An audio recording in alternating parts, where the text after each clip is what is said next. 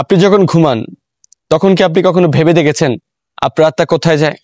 ঘুম কি শুধুমাত্র বিশ্রাম, নাকি এক রহস্যময় মৃত্যু? আজ আমরা জানবো ঘুম ও মৃত্যুর সেই অদেখা ভ্রমণের কথা, যা শুধুমাত্র বিজ্ঞান নয়, কোরআনও ব্যাখ্যা করেছে। মহান রব সূরা জুমার 39 থেকে 42 নং আয়াতের মধ্যে বলে, আল্লাহ আত্মাগুলোকে মৃত্যুর সময় কবজ করেন, আর যেগুলো মরেনি সেগুলোকে ঘুমের সময়। অতঃপর যার উপর মৃত্যুকে অবধারিত করেছেন তাকে রেখে দেন এবং অন্যদেরকে নির্ধারিত সময় পর্যন্ত ফিরিয়ে দেন।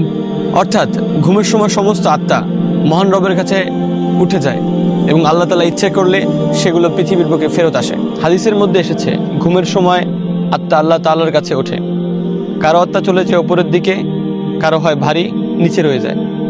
আপনি নিশ্চয় লক্ষ্য করেছেন, আমরা ঘুমের মাঝে এমন কিছু স্বপ্ন দেখি যেগুলোর সাথে বাস্তব জীবনের কোনো মিল থাকে না। এগুলো আমাদের আত্মার অদৃশ্য ভ্রমণেরই প্রতিফলন। সব স্বপ্ন মন গড়া নয়। হাদিসের মধ্যে বলা হয়েছে, আর রুইয়া সালিহাতু জুজউম মিন 46 জুজআম মিনান নাবুওয়া, অর্থাৎ সৎ স্বপ্ন নবুয়তের 46 ভাগের 1 ভাগ। সহিহ মুসলিম। মহান রব চাইলে স্বপ্নের মাধ্যমে হেদায়েত দান করেন, সতর্ক করেন। তবে সব স্বপ্ন বিশ্বাসযোগ্য নয়। কিছু স্বপ্ন শয়তানের পক্ষ থেকে, আর কিছু স্বপ্ন আমাদের চিন্তার প্রতিফলন। ঘুম আসলে মৃত্যুরই মোহরা। প্রতিদিন মহান রব আমাদের আত্মাকে তুলে নেন, আবার ফেরত দেন। কিন্তু একদিন এমন ঘুম হবে যে ঘুম থেকে আর জেগে ওঠা হবে না।